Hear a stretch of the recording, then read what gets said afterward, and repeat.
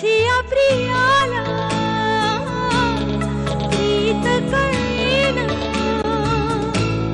तू आता माझ्या घरात उभा आहेस आणि घर किती तुझं असलं ना तरी इथली माणसं माझी आहेत, त्यामुळे त्यांच्याबद्दल काहीही बोलताना तोंड सांभाळून बोलायचं।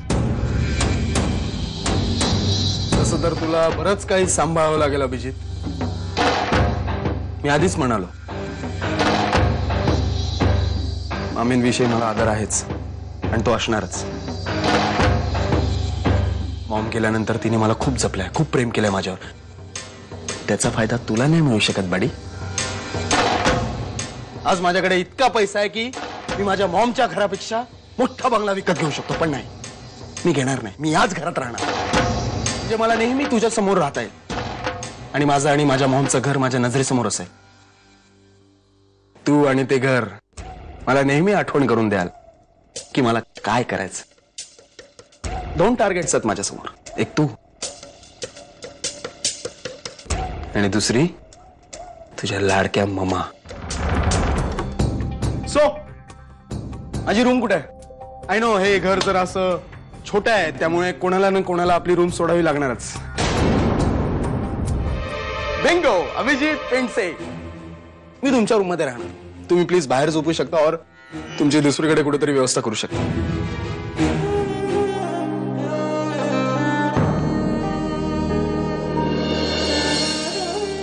मंजिरी, तुझा धीर खचून गेला असेल, समजू शकते मी, पण हे बघ, काळजी करू नकोस, सगळं ठीक होईल हळूहळू। तू माझ्याकडे आलीस ना, तुला जे काही हवं असेल ते मनमोकळेपणाने मला सांग, हं? आणि मागून घे। दुपारनंतर काही खाल्लंयस का? दही भात घालून देते, खाशील?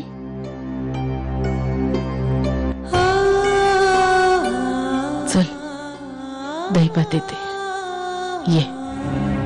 काही सांगितलं तरी मी किती केअरलेस आहे हेच समोर येत आहे। तरी शमिका सांगत होती घरी ठेवून ये, मी तिचं ऐकलं असतं तर। पण अशा जर तर ना काही अर्थ उरत नाही चूक घडून गेल्यावर। नोकरी गेली तर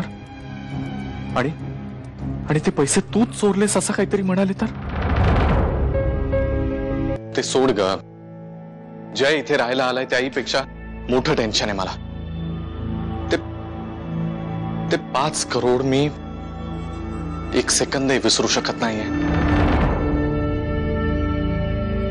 आई आली होती विचारायला। मग तू काय सांगितलंस त्यांना? काय सांगणार? 5 करोड ऐकून तिची काय हालत झाली असते। ते बिचारी एवढं मायेनं समजवत होती मला, पण काहीच उपयोग नाही त्याचा।